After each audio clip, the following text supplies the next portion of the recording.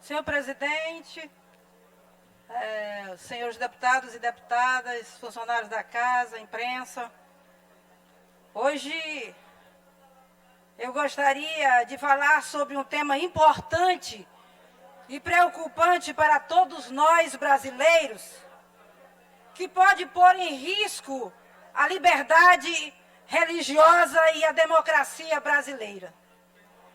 Eu refiro-me ao recente voto do ministro do Supremo Tribunal Federal, o ministro Edson Fachin, que durante a atuação no Tribunal Superior Eleitoral, no dia 25 de junho passado, em seu voto, o ministro Fachin propõe que a partir das eleições deste ano de 2020 seja assentada a viabilidade do exame jurídico do abuso do poder de autoridade religiosa no âmbito das ações de investigação judicial eleitoral.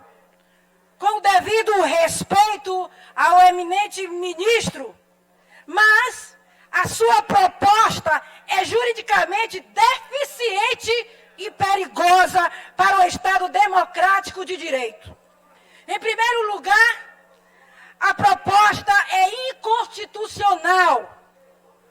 Em artigo publicado no Correio Brasiliense, o juiz federal William Douglas e o especialista em direito eleitoral, um amigo meu, irmão evangélico, irmão na fé, doutor Valmir Nascimento, destacaram que o próprio TSE, em 2017, decidiu que a Constituição e as leis eleitorais não contemplam a figura do abuso do poder religioso, porque o Congresso jamais criou essa figura.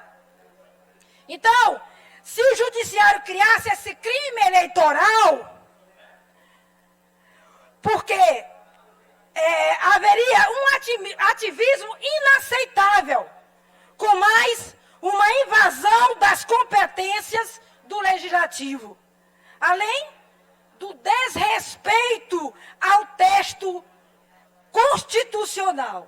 Então, os juristas afirmam que o crime de abuso de autoridade religiosa afronta a Constituição, que tem como um de seus fundamentos, no artigo 1º, o pluralismo político e inclui, entre os direitos e garantias individuais, no artigo 5º, que ninguém será privado de direitos por motivo de crença religiosa ou de convicção filosófica ou política. A Carta também veda, no artigo 19, que o poder público crie distinções entre brasileiros ou preferências entre si. Em segundo lugar, a proposta do ministro Fachin é notoriamente ilegal. E isso porque as únicas formas de abuso que a legislação eleitoral prevê são o abuso do poder político, o abuso do poder econômico e o uso indevido dos meios de comunicação. E o que a legislação prevê é a punição no caso de propaganda irregular dentro dos templos religiosos por se tratar do local de acesso comum. Da mesma forma que é um cinema ou também um supermercado. E ao propor uma nova tipificação eleitoral contra os religiosos, o TSE estaria legislando no lugar do parlamento. O que seria esse tal abuso de autoridade religiosa, se não uma forma de discriminação e uma visão negativa com todos os religiosos. Os autores citados, quer dizer, eles afirmam e defendem que a tipificação do ilícito eleitoral em face somente dos religiosos também seria flagrante de discriminação, uma perseguição religiosa.